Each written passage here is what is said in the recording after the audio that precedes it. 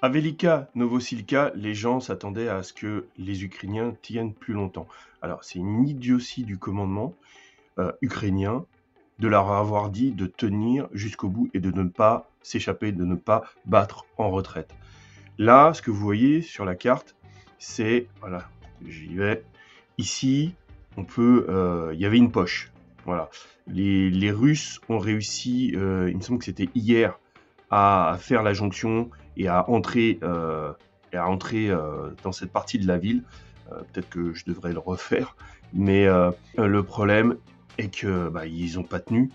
Parce que le soir, en fait, je pensais que dans la journée, il y avait encore cette poche. Non, non, non, elle n'y était pas parce que les Russes ont bombardé avec des missiles thermobariques cette zone où la 110e brigade ukrainienne était positionnée. Je crois que c'était le premier bataillon de cette brigade. Et en fait, eh bien, ils ont dû céder. Parce que, en fait, si vous connaissez ce type de missile ou de bombe, eh bien, voilà, ça fait tellement de dégâts qu'après, les Russes se sont pas fatigués. Donc en fait, les Ukrainiens ont perdu des effectifs, du matériel dans cette zone-là, alors qu'ils auraient pu battre en retraite, puisque les Russes tenaient déjà cette partie-là. Voilà. On a une vidéo où les Russes rentrent par la partie est de la localité, par ici.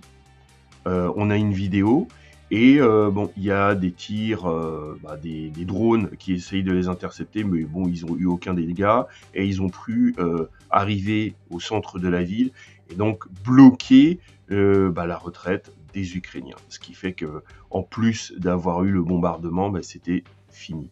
Donc, qu'est-ce qui se passe? Donc, en fait, la carte la plus juste, là, actuellement, parce qu'il y en a beaucoup de cartes qui vous indiquent la même chose, c'est plus celle-là où les Russes ont récupéré le sud de Velika Novosilka. Et qu'est-ce qu'ils font actuellement? Eh bien, en fait, ils battent en retraite. Ceux qui sont encore au nord battent en retraite. Mais c'est loin d'être facile. Désolé, je fais deux choses en même temps. C'est loin d'être facile. Pourquoi? Parce que en fait, là, si vous voulez, je sais pas si on voit bien, oui, on voit bien, c'est une rivière. Voilà. Il n'y a pas de, bon, il y avait une route que vous pouvez voir ici, voilà, qui va dans la zone russe. Ici, ils ont été, les Russes ont coupé la ligne de communication. Au sud, c'est mort. Et il me semble qu'il y avait une route qui passait par là vers Novokomar. Et voilà, il n'y a plus d'autres routes. Voilà. Donc, comment voulez-vous qu'ils évacuent? Donc, le seul moyen, c'est d'aller dans cette direction où les Ukrainiens ont des fortifications. Voilà. Sauf que, voilà, je vais vous le montrer un peu plus. Je vous l'avais déjà montré ici. Voilà, les fortifications sont dans cette zone. Sauf que, si on dézoome, vous verrez que voilà, les Russes ont Novi Komar déjà. Et qu'est-ce qui va se passer pour les Ukrainiens? C'est simple, là les Russes sont en train de les flanquer, d'arriver par là, ils continuent par là, et là, bon, là, en fait, ce qu'on a vu dans les vidéos, c'est que les Ukrainiens, en essayant de battre en retraite, se font bombarder, ils ont énormément de pertes, et la situation est intenable. Pourquoi ils devaient absolument tenir Velika Novosilka? C'est un hub, voilà. Les Russes vont s'en servir comme base logistique, un peu comme Orechytine, dès que ils l'ont récupéré. Il y a des images satellites qui montrent que ils ont remis en fonction les voies de chemin de fer, ils ont remis en fonction tout ce qui pouvait l'être, et dès qu'ils peuvent, ils se servent des villes comme hub, et voilà, c'est reparti. Donc dès qu'ils tiennent une ville, hop, ils s'en servent, une localité de ce type, ils s'en servent pour projeter encore plus d'effectifs, de troupes, de matériel vers l'avant. Par la suite, c'est toute cette zone-là, bien plus large, qui vont tomber là. Voilà, là je crois que c'est même plus loin. Je vais juste vous montrer qu'il y avait eu une vers Dachnée là. Là, vous avez vu Korenovo, Korakove est tombé depuis un petit moment, mais il y a Dachnée. Et en fait, les Ukrainiens ont lancé une offensive dans cette zone ici, vers Dachnée, encore une fois pour retarder l'avancée russe. Voilà, ils se font pas d'illusions, mais c'est pour retarder l'avancée russe. Donc dans cette zone-là, les Ukrainiens tiennent encore Dachnée. Les prochaines étapes pour l'armée russe, c'est Constantinople et Andrivka. Voilà. Donc de Shevchenko, ils vont d'abord, comme à leur habitude, ils vont se diriger ici. Pourquoi? Voilà, je fais des sales flèches pour couper cette voie de communication.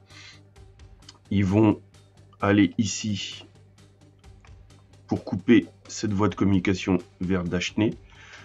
Donc cette zone-là tombera et en même temps, Andrivka vers le nord, ce sera mort. Donc c'est toujours ce qu'ils font, ils coupent les voies de communication dans toutes, pratiquement toutes leurs avancées. À Pokrovsk, je voulais juste m'attarder avant de terminer cette vidéo. Là, c'est Pokrovsk. Vous avez remarqué, les Russes ont coupé cette ligne de communication. Et là, dernièrement, ici, il y a un échangeur de l'autoroute T0504, il me semble que c'est celui-là. Et ce ne sont pas les Russes qui l'ont fait exploser, ce sont les Ukrainiens. Pourquoi? Parce que en fait, ça leur servait plus à rien, parce qu'au nord, c'est déjà terminé, ça va être terminé, et donc ils voulaient pas laisser ça aux Russes. Je vais dézoomer pour vous montrer. Voilà. Ici. Là, c'est une carte de Suricap Map. Regardez. Ici, c'est Konstantinivka. Là, c'est Pokrovsk. Les Russes ont coupé cette ligne de communication. Donc, ils ont décidé, les Ukrainiens ont décidé de couper, enfin de faire exploser l'échangeur. Il leur sert plus à rien. Donc, Pokrovsk est encore alimenté par cette route-là, par celle-là qui va être coupée. Donc, il n'y aura plus qu'une route. Et pour Konstantinivka, une fois que Chassiviar, qui est ici, tombe, Konstantinivka, ça va être dur de garder. Surtout que Toretsk va tomber. On va peut-être zoomer vite fait. Voilà. Ici, Chassiviar, vous voyez, Chassiviar, Konstantinivka, c'est un gros hub. Toretsk, qui est pratiquement tombé. Voilà. Une fois que là, c'était la route du sud. Une fois que la route est là est coupée et que les Russes se dirigeront vers Konstantinivka, ce qu'ils feront, je l'ai mal fait, mais bon, ce qu'ils feront, c'est qu'ils vont couper d'abord cet axe de communication, cette voie de communication. Ici, c'est déjà fait en fait, elle est déjà coupée, et ici aussi. Et c'est comme ça que Konstantinivka tombera. Voilà. Donc on va juste jeter un petit coup d'œil à Kursk, parce qu'il y a eu des avancées. Voilà. Les Russes se sont avancés jusqu'ici, vers qui est pas loin de Soudja est ici. Voilà.